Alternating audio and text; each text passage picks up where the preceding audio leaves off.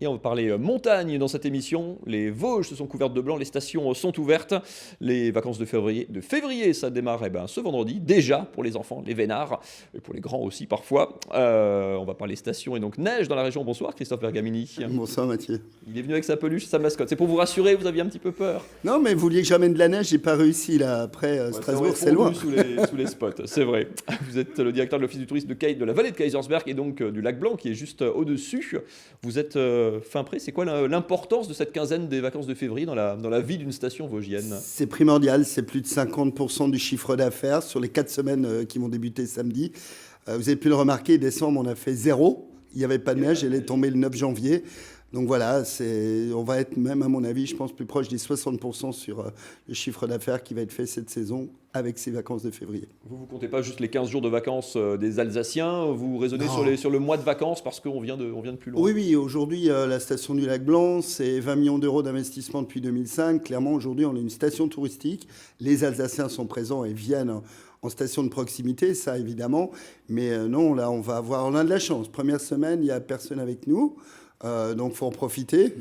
Enfin, il y a tout le Grand Est quand même. Je veux dire, il n'y a pas d'autres zones maintenant. Ouais. Donc, la première semaine, j'invite vraiment les Alsaciens à venir. Il y aura peut-être un peu moins de monde.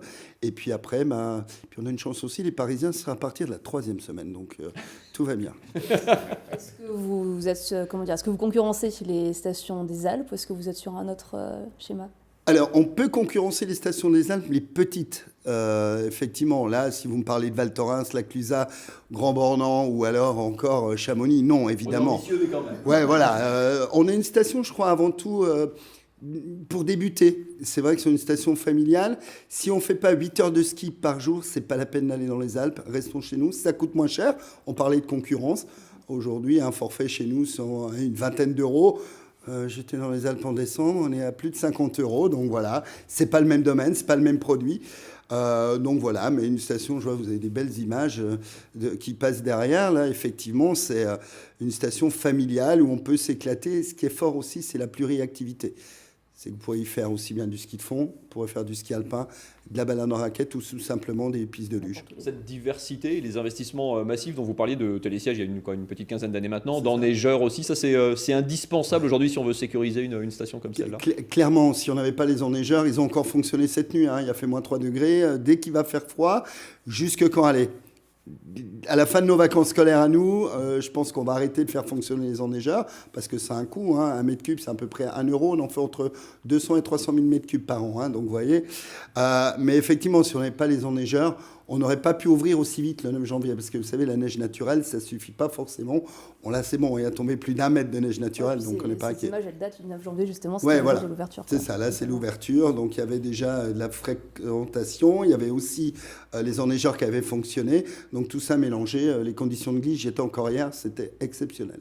On est bien. Quand on regarde les plaques d'immatriculation sur le parking des stations des Vosges et notamment au Lac Blanc, il y a quand même pas mal d'étrangers aussi. Il y a du belge et du luxembourgeois. Pour eux, c'est un public qu'il faut aller chercher aussi. Oui, clairement, c'est notre belge prioritaire. Les Allemands aussi, là, on n'y pense pas assez. Belgique, on est à 4h30 de route, autoroute pratiquement jusqu'aux portes de Saint-Dié, gratuite. Donc là, franchement, ça, c'est un vrai atout. On n'a pas de bouchon, vous savez, avant de monter en station pour arriver chez nous. C'est notre première clientèle aujourd'hui sur l'hébergement, en tout cas les Belges, suivi des Allemands. Et puis, on a des petites... comme ça, des petits bris, des Italiens un petit peu qui viennent comme ça. Alors, pas encore d'Espagnols, malgré les lignes aériennes, mais je parle des Espagnols, c'est notre deuxième clientèle en été. Donc vous voyez, on peut peut-être imaginer des choses. Je crois qu'il y a les Pyrénées avant, donc ils ne vont pas venir. Mais en tout cas, oui, clairement, c'est français avec le Nord, énormément de nordistes qui viennent chez nous, la région parisienne. Puis après, nous, les Alsaciens, on aime skier.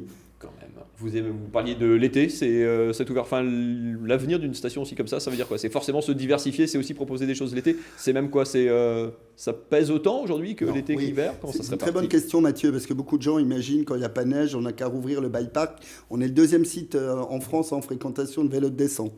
Non, on rappelle, on vient avec son VTT, on met le VTT sur le télésiège, il vous monte, on descend, il y a différentes pistes, un peu comme au ski. Aujourd'hui, sur une bonne année où on va être à peu près à 2 millions de chiffre d'affaires sur les remontées mécaniques, c'est 1,5 million d'hiver.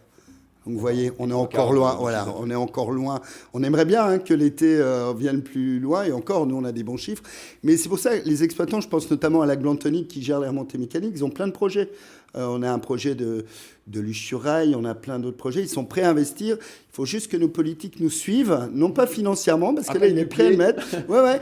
Pour les autorisations, vous savez, on est en milieu naturel, c'est pas toujours facile. On nous demande de nous diversifier, nous, stations, acteurs économiques, pour amener d'autres activités si demain il n'y a plus de neige. Mais des fois, on a des freins.